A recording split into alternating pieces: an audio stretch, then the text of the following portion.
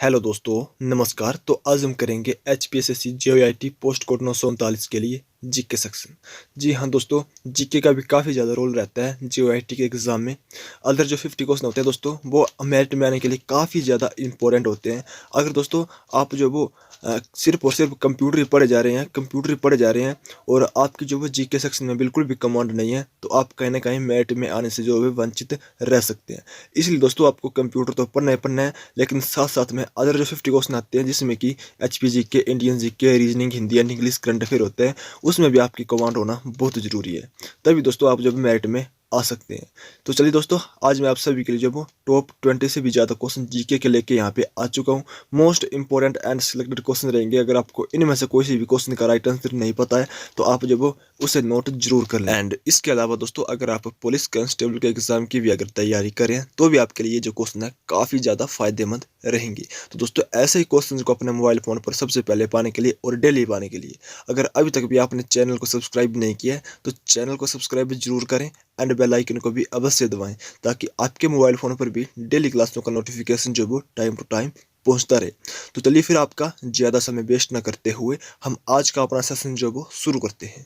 तो दोस्तों, आपसे एक रिक्वेस्ट है कि अगर आप जो वो पेन और कॉपी लेके नहीं बैठे हैं, तो पहले जाइए और पेन और कॉपी लेके बैठिए।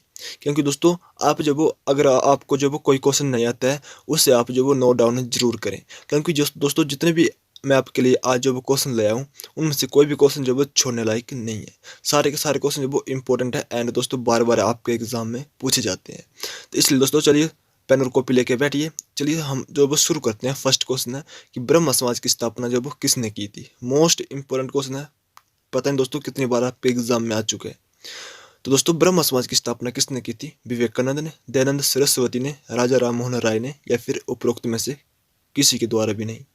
तो ब्रह्म समाज की स्थापना दोस्तों किसने की थी? आई होप कि सभी को आता होगा, राजा राम मोहन राय। बिल्कुल ऑप्शन सी इसका राइट आंसर हो जाएगा। जो ब्रह्म समाज की स्थापना की थी दोस्तों, वे की थी राजा राम मोहन राय ने। अगर आपको एग्जाम में आ जाए कि दोस्तों ब्रह्म समाज की स्थापना जो वो कब की गई, तो दोस्तों 1828 ईस्वी में जो वो ब्रह्म समाज की स्थापना की गई थी। इसके बाद दोस्तों, अगर आपको एग्जाम में क्वेश्चन आता है कि आर्य समाज की स्थापना जो वो किसके द्वारा की गई, काफ़ी बार ये वाला भी क्वेश्चन आपके एग्जाम में आ चुके हैं दोस्तों। तो आर्य समाज की जो स्थापना की गई थी, वे की गई थी स्वामी दयानंद सरस्वती के द्वारा। किसके द्वारा दोस्तों? स्वामी दयानंद सरस्वती के द्वारा। तो आर्य समाज की स्थापना कब की गई थी? तो 1875 में। आपको ये भी याद रखना है कब की गई थी दोस्तों आर्य समाज की स्थापना, 1875 में, और स्वामी दयानंद सरस्वती के द्वारा की गई थी। इसी के साथ ही आपको एक क्वेश्चन और याद रखना है एंड नोट डाउन जरूर करना है दोस्तों। दयानंद सरस्वती का मूल नाम क्या था? दोस्तों, दयानंद सरस्वती का मूल नाम क्या था? मोस्ट इंपोर्टेंट क्वेश्चन है, बहुत बार आपके एग्जाम में पूछा जा चुका है और आगे भी पूछे जाने की पूरी पूरी संभावनाएं हैं। तो जो स्वामी दयानंद सरस्वती का मूल नाम था दोस्तों, वे था मूलशंकर। क्या था दोस्तों? मूलशंकर था। आपको ये भी याद रखना है, ठीक है? नोट डाउन जरूर करें, मूलशंकर। इसके बाद दोस्तों, आपका जो पिछला कांस्टेबल का एग्जाम हुआ था, पुलिस कांस्टेबल 2019 में दोस्तों, उसमें एक क्वेश्चन आया था कि रामकृष्ण मिशन की स्थापना किसके द्वारा की गई। तो रामकृष्ण मिशन की जो स्थापना की गई थी, वे की गई थी स्वामी विवेकानंद जी के द्वारा। ऑप्शन तब दोस्तों हमारा ए राइट आंसर होगा। और दोस्तों बात करें कि कब की गई थी, तो 1897 में। कब की गई थी दोस्तों? तो 1897 में की गई थी। आपको जब वो इन क्वेश्चन को जरूर नोट करना है। मोस्ट इंपोर्टेंट क्वेश्चन है। आई होप कि दोस्तों आपके आगे आने वाले एग्जाम में कोई ना क्वेश्चन इससे जरूर आएगा। उसका दोस्तों नेक्स्ट क्वेश्चन है question number 142। Doctrine of lamp किसने शुरू की? व्यापकता का सिद्धांत जिसे हम बोलते हैं डॉक्ट्रिन ऑफ लैंप, किसने शुरू की थी? ऑप्शन नंबर ए है दोस्तों लॉर्ड डलहौजी ने, बी है लॉर्ड मिंटो ने, सी है लॉर्ड कॉर्नवालिस ने, एंड डी है लॉर्ड हेस्टिंग्स ने। 142 को बताना है आपको क्या हो जाएगा दोस्तों। तो जितने भी कैंडिडेट ऑप्शन ए बता रहे हैं, बिल्कुल लॉर्ड डलहौजी इसका राइट आंसर हो जाएगा। डॉक्ट्रिन ऑफ लैंप दोस्तों लॉर्ड डलहौजी ने शुरू की थी। उसके बाद नेक्स्ट क्वेश्चन है कि भारतीय राष्ट्रीय कांग्रेस की स्थापना कब हुई? तो दोस्तों मोस्ट इंपोर्टेंट क्वेश्चन है, आप इसे भी नोट डाउन जरूर करें अगर आपको नहीं आता है तो। भारतीय राष्ट्रीय कांग्रेस की स्थापना कब हुई? तो 1885। बिल्कुल option number B right answer हो जाएगा। 1885 में हुई थी। एंड किसके द्वारा की गई थी दोस्तों? तो ए ओ हयूम आपको याद रखना है। किसके द्वारा की गई थी दोस्तों? ए ओ हयूम आपको याद रखना है। भारतीय राष्ट्रीय कांग्रेस की स्थापना जो की गई थी, वे ए ओ हयूम द्वारा की गई थी 1885 में, मुंबई में, ठीक है? इसके साथ दोस्तों आपको जो वो एक क्वेश्चन और याद रखना है, भारतीय राष्ट्रीय कांग्रेस के प्रथम अध्यक्ष कौन थे। तो कौन थे दोस्तों भारतीय राष्ट्रीय कांग्रेस के प्रथम अध्यक्ष, काफी बार आपके एग्जाम में क्वेश्चन बन चुके हैं। तो भारतीय राष्ट्रीय कांग्रेस के प्रथम अध्यक्ष थे WC बनर्जी, इसे हम बोलते हैं बेमेश चंद्र बनर्जी, आपको ये भी याद रखना है। चलिए उसके बाद अगले क्वेश्चन की तरफ बढ़ते हैं। तो अगला क्वेश्चन दोस्तों 144 आपकी स्क्रीन के सामने है। पूर्ण स्वराज की घोषणा भारतीय राष्ट्रीय कांग्रेस ने किस अधिवेशन में की। मोस्ट इंपोर्टेंट क्वेश्चन है। तो दोस्तों कौन से अधिवेशन में की थी पूर्ण स्वराज की घोषणा भारतीय राष्ट्रीय कांग्रेस ने। ऑप्शन नंबर ए है लाहौर अधिवेशन में 1929 में, बी है 1924 बेलगांव अधिवेशन में, सी है 1933 कलकत्ता अधिवेशन में, एंड डी है 1937 फैजपुर अधिवेशन में। पूर्ण स्वराज की घोषणा भारतीय राष्ट्रीय कांग्रेस ने किस अधिवेशन में की। 144 को हो जाएगा ऑप्शन ए 1929 में लाहौर अधिवेशन में। बिल्कुल ऑप्शन ए इसका राइट आंसर बन जाएगा। नेक्स्ट क्वेश्चन है स्वराज मेरा जन्मसिद्ध अधिकार है, ये किसने कहा था। मोस्ट इंपोर्टेंट क्वेश्चन रहेगा दोस्तों, और काफ़ी बार आपके एग्जाम में दोस्तों नारों से जो वो क्वेश्चन आते हैं, ठीक है, कि ये नारा किसने दिया, ये जो लाइन लिखी है किसने किसने कहा। तो आपको दोस्तों ये भी पढ़ के जाना है, ठीक है। तो यहाँ पे दोस्तों बात करें कि स्वराज मेरा जन्मसिद्ध अधिकार है, ये किसने कहा था। ये कहा था बाल गंगाधर तिलक ने। बिल्कुल ऑप्शन इसका बी राइट आंसर हो जाएगा। बाल गंगाधर तिलक द्वारा दोस्तों स्वराज मेरा जन्मसिद्ध अधिकार है और मैं इसे लेकर रहूंगा, ये जो वो बाल गंगाधर तिलक द्वारा कहा गया था। दोस्तों आपको ये भी पता होना चाहिए कि बाल गंगाधर तिलक को और किस नाम से जाना जाता है। तो लोकमान्य तिलक। दोस्तों लोकमान्य तिलक को जो वो बाल गंगाधर तिलक के नाम से भी जाना जाता है। इसी के साथ दोस्तों अगर आपके एग्जाम में क्वेश्चन आए कि करो या मारो का नारा किसने दिया, तो महात्मा गांधी ने दिया था करो या मारो का नारा, जो कि पिछले पुलिस कांस्टेबल 2019 में दोस्तों आपके एग्जाम में क्वेश्चन पूछा गया था। करो या मारो का नारा किसने दिया था, महात्मा गांधी ने दिया था। इसी के साथ ही दोस्तों आपको बताना कि सुभाष चंद्र बोस ने कौन कौन से नारे दिए हैं। तो सुभाष चंद्र बोस ने दोस्तों दिल्ली चलो का नारा दिया था एक, दोस्तों दूसरा दिया था तुम मुझे खून दो मैं तुम्हें आज़ादी दूंगा, ये भी नेताजी सुभाष चंद्र बोस द्वारा ही दिया गया था। और फॉरवर्ड ब्लॉक की स्थापना किसके द्वारा की गई थी, तो फॉरवर्ड ब्लॉक की स्थापना भी सुभाष चंद्र बोस के द्वारा ही की गई थी। दोस्तों नीचे जो क्वेश्चन है same to same forward block से ही है, देख लीजिएगा क्वेश्चन कितना इंपॉर्टेंट है। फॉरवर्ड ब्लॉक की स्थापना हम जो वो ऊपर डिस्कस कर रहे थे, और नीचे जो वो सेम क्वेश्चन यहाँ पे दोस्तों देखने को मिल गया है। फॉरवर्ड ब्लॉक की स्थापना जो वो किसने की थी, तो आपको अभी भी मैंने बोल दिया किसने की थी, नेताजी सुभाष चंद्र बोस ने की थी। बिल्कुल ऑप्शन इसका सी राइट आंसर हो जाएगा। इसी के साथ दोस्तों इसमें हम डिस्कस करेंगे भगत सिंह। भगत सिंह ने दोस्तों कौन सा नारा दिया था, तो इंकलाब जिंदाबाद जो नारा दिया था वे दिया था भगत सिंह ने। बिल्कुल चलिए उसके बाद हम अगला क्वेश्चन की तरफ बढ़ते हैं। दोस्तों अगला क्वेश्चन भी आपकी स्क्रीन के सामने है। कथकली नृत्य किस राज्य से संबंधित है। तो कथकली नृत्य किस राज्य से संबंधित है, केरल, तमिलनाडु, आंध्र प्रदेश या फिर मणिपुर। तो दोस्तों जो कथकली नृत्य है वे है केरल से संबंधित। बिल्कुल जितने भी कैंडिडेट केरल बता रहे हैं बहुत बढ़िया। जो कथकली नृत्य है वे केरल से संबंधित है। काफी ज्यादा स्टूडेंट है वो कंफ्यूज हो जाते हैं कथकली एंड कथक में, ठीक है। जो कथकली दोस्तों वो तो केरल का है, लेकिन जो कथक है वो उत्तर प्रदेश का है, ठीक है। उत्तर प्रदेश या कहीं कहीं आपको ऑप्शन में उत्तर भारत भी देखने को मिलता है। तो दोस्तों जो कथक जो वो उत्तर प्रदेश का है एंड जो कथकली है वो केरल का है। बिल्कुल नोट डाउन करिएगा और इसे जो वो आप रट लीजिएगा। मोस्ट इंपोर्टेंट क्वेश्चन है और कंफ्यूज करने के लिए एग्जामिनर जो वो यहाँ पे दोनों ऑप्शन को कहीं कहीं दे देते हैं। उसका दोस्तों नेक्स्ट क्वेश्चन है कि पंडित रविशंकर किस प्रसिद्ध वाद्य यंत्र से संबंधित है। पंडित रविशंकर दोस्तों कौन से प्रसिद्ध वाद्य यंत्र से संबंधित है, तो 148 को हो जाएगा ऑप्शन नंबर डी सितार। बिल्कुल दोस्तों जो पंडित रविशंकर है वो सितार से संबंधित है। अगला क्वेश्चन है कि भारत का प्रसिद्ध सूर्य मंदिर कहाँ है। भारत का प्रसिद्ध सूर्य मंदिर कहाँ पे है दोस्तों, तो ये हो जाएगा कोणार्क में। बिल्कुल ऑप्शन इसका ए राइट आंसर हो जाएगा। भारत का जो प्रसिद्ध सूर्य मंदिर है वे कोणार्क में है। एंड दोस्तों आप जब वो अब हमें कमेंट बॉक्स में बताएंगे कि हिमाचल प्रदेश का प्रसिद्ध सूर्य मंदिर जब वो कहाँ पर है। बिल्कुल आप जब वो कमेंट बॉक्स में कमेंट करेंगे ये आपके लिए होमवर्क रहेगा। दोस्तों हमने अभी ऊपर नारे डिस्कस किए और नीचे देख लीजिएगा क्वेश्चन नंबर 150 दोस्तों आपके सामने नारों से रिलेटेड ही आ गया।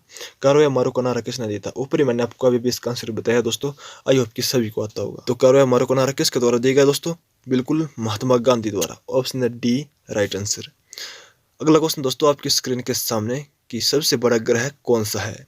तो कौन सा दोस्तों सबसे बड़ा ग्रह 151 का बताना है आपको। तो ऑप्शन नंबर बी बृहस्पति जो सबसे बड़ा ग्रह है। ऑप्शन नंबर 20 का राइट आंसर जो वो हो जाएगा। और अगर आपको एग्जाम में क्वेश्चन आता है कि सबसे छोटा ग्रह कौन सा है, तो दोस्तों बुध जो वो सबसे छोटा ग्रह है। उसके बाद दोस्तों अगला क्वेश्चन है कि पृथ्वी की अनुमानित आयु कितनी है। बिल्कुल दोस्तों बताना है आपको। ऑप्शन ए है 4.6 अरब वर्ष, बी है 4.6 खरब वर्ष, सी है 4.6 लाख वर्ष एंड डी है 4.6 करोड़ वर्ष। तो पृथ्वी की अनुमानित आयु कितनी है दोस्तों, तो इसका हो जाएगा ऑप्शन नंबर ए 4.6 अरब वर्ष जो पृथ्वी की अनुमानित आयु है। जितने भी कैंडिडेट ने ऑप्शन ए बताया है बिल्कुल बहुत बढ़िया दोस्तों। उसके बाद अगला क्वेश्चन है कि माउंट एवरेस्ट किस पर्वत श्रेणी से संबंधित है। तो माउंट एवरेस्ट जो वो किस पर्वत श्रेणी में से संबंधित है दोस्तों, तो इसको हो जाएगा ऑप्शन नंबर डी। जितने भी कैंडिडेट बता रहे हैं हिमालय, ऑप्शन डी इसका राइट आंसर हो जाएगा। जो माउंट एवरेस्ट है दोस्तों वे हिमालय पर्वत श्रेणी से संबंधित है। और दोस्तों आपको अगर एग्जाम में क्वेश्चन आ जाए कि माउंट एवरेस्ट कौन से देश में स्थित है, तो माउंट एवरेस्ट जो है दोस्तों नेपाल में स्थित है। कहाँ पे, नेपाल में स्थित है, आपको याद रखना है। उसका अगला क्वेश्चन है कि वायुमंडल में सबसे ज्यादा कौन सी गैस है। तो दोस्तों मोस्ट इंपोर्टेंट क्वेश्चन है, आई होप कि सभी को आता होगा। दोस्तों काफी बार आपके एग्जाम में क्वेश्चन बन चुका है और आगे भी पूरी चांस है कि क्वेश्चन जो वो आपके एग्जाम में बनेगा। वायुमंडल में सबसे ज्यादा कौन सी गैस है, तो 54 को हो जाएगा नाइट्रोजन। 78% दोस्तों क्या है, नाइट्रोजन है। वायुमंडल में सबसे ज्यादा कौन सी गैस है, तो नाइट्रोजन जो वो सबसे ज्यादा गैस है वायुमंडल में। उसके बाद दोस्तों नाइट्रोजन के बाद जो वो ऑक्सीजन जो वो कितना प्रतिशत है वायुमंडल में, तो ऑक्सीजन का दोस्तों यहाँ पे 21% है। एंड इसी के साथ कार्बन डाइऑक्साइड का कितना प्रतिशत है दोस्तों वायुमंडल में, तो कार्बन डाइऑक्साइड का दोस्तों 0.03% है, आपको याद रखना है। उसके बाद दोस्तों नेक्स्ट क्वेश्चन है कि विश्व का सबसे बड़ा महासागर कौन सा है। मोस्ट इंपोर्टेंट क्वेश्चन दोस्तों, विश्व का सबसे बड़ा महासागर कौन सा है। तो दोस्तों जो विश्व का सबसे बड़ा महासागर है वह है प्रशांत महासागर। ऑप्शन इसका सी राइट आंसर हो जाएगा। प्रशांत महासागर दोस्तों विश्व का सबसे बड़ा महासागर है, विश्व का सबसे गहरा महासागर भी है, ठीक है। ऑप्शन इसका सी राइट आंसर हो जाएगा। नेक्स्ट क्वेश्चन है कि क्षेत्रफल की दृष्टि से भारत का विश्व में कौन सा स्थान है। मोस्ट इंपोर्टेंट क्वेश्चन दोस्तों, ये जो क्वेश्चन मैं आपको अभी करवा रहा हूँ ये जो वो काफी बार आपके एग्जाम में पूछे गए हैं दोस्तों। जितने भी एग्जाम होते हैं कोई ना कोई क्वेश्चन जो वो आपके एग्जाम में फंसता है, ठीक है। तो आप जो वो नोट जरूर करें। यहाँ पे पूछा कि क्षेत्रफल की दृष्टि से भारत का विश्व में कौन सा स्थान है, तो 56 का हो जाएगा ऑप्शन नंबर बी। बिल्कुल दोस्तों 7वां स्थान है। कौन सा, तो 7वां स्थान है दोस्तों, ऑप्शन बी इसका राइट आंसर हो जाएगा। नेक्स्ट क्वेश्चन है कि भारत की जो प्रसिद्ध डल झील है वो कहाँ पर है। कहाँ पर है दोस्तों, तो ऑप्शन इसका ए राइट आंसर हो जाएगा जम्मू कश्मीर। जितने भी कैंडिडेट ने जम्मू कश्मीर बताया बिल्कुल बहुत बढ़िया। जो डल झील है दोस्तों वो जम्मू कश्मीर में है। अगर आपको हिमाचल प्रदेश में आ जाए तो हिमाचल प्रदेश में डल झील कहाँ पे है दोस्तों, तो हिमाचल प्रदेश में डल झील है कांगड़ा में, ठीक है, आपको याद रखना है। अगला क्वेश्चन है कि कपास फसल आमतौर पर किस मृदा में होती है। तो जो कपास की फसल होती है दोस्तों वह किस मृदा में होती है। ऑप्शन ए है लाल मृदा, बी है काली मृदा, सी है जलोढ़ मृदा एंड डी है लैटराइट मृदा। तो जो कपास फसल होती है दोस्तों वे होती है काली मृदा में। किस मिट्टी में, काली मिट्टी में। ऑप्शन इसका बी राइट आंसर हो जाएगा। अगला क्वेश्चन दोस्तों 159 एंड वेरी इंपॉर्टेंट क्वेश्चन रहेगा, थीन बांध किस राज्य में है। दोस्तों मोस्ट इंपोर्टेंट क्वेश्चन है 159, थीन बांध किस राज्य में है दोस्तों। ऑप्शन ए है हिमाचल प्रदेश में, बी है अरुणाचल प्रदेश में, सी है उत्तर प्रदेश में एंड डी है पंजाब में। तो थीन बांध दोस्तों जितने भी कैंडिडेट ने ऑप्शन नंबर डी बताया पंजाब, बिल्कुल बहुत बढ़िया। थीन बांध जो वो पंजाब में है, ठीक है, आपको याद रखना दोस्तों। एंड इसी के साथ ही अगला क्वेश्चन है कि नीली क्रांति जो वो किससे संबंधित है। मोस्ट इंपोर्टेंट क्वेश्चन दोस्तों, नीली क्रांति किससे संबंधित है। तो दोस्तों जो नीली क्रांति है वह है मत्स्य उत्पादन से, मछली उत्पादन इसका राइट आंसर हो जाएगा ऑप्शन नंबर ए। जो नीली क्रांति है वह मत्स्य उत्पादन से संबंधित है। नेक्स्ट क्वेश्चन है कि राष्ट्रीय राजमार्ग 7 जो वो कहाँ से कहाँ तक है। दोस्तों मोस्ट इंपोर्टेंट क्वेश्चन है आपको बताना कि जो राष्ट्रीय राजमार्ग 7 है वो कहाँ से कहाँ तक है। तो दोस्तों जो इसका राइट आंसर हो जाएगा क्वेश्चन नंबर 61 का, वे हो जाएगा ऑप्शन नंबर डी, वाराणसी से कन्याकुमारी तक। राष्ट्रीय राजमार्ग 7 दोस्तों वाराणसी से लेकर कन्याकुमारी तक है, यानी option number D is the right answer. तो दोस्तों ये थी हमारी आज की एक छोटी सी क्लास। आई होप कि आपको पसंद आई होगी। अगर आपको दोस्तों जो क्लास है ये अच्छी लगी है तो कृपया करके इसे जो वो अपने दोस्तों के साथ शेयर जरूर करें। ऐसे ही इंपॉर्टेंट एंड सिलेक्टेड क्वेश्चन को अपने मोबाइल फोन पर पाने के लिए दोस्तों चैनल को सब्सक्राइब करने के बाद बेल आइकन को भी अवश्य दबाएं। तो चलिए दोस्तों फिर मिलते हैं आपको नेक्स्ट किसी इंपॉर्टेंट अपडेट एंड नोटिफिकेशन में या नेक्स्ट 8:30 बजे वाली डेली क्लास के साथ। तब तक जय हिंद, जय भारत, वंदे मातरम।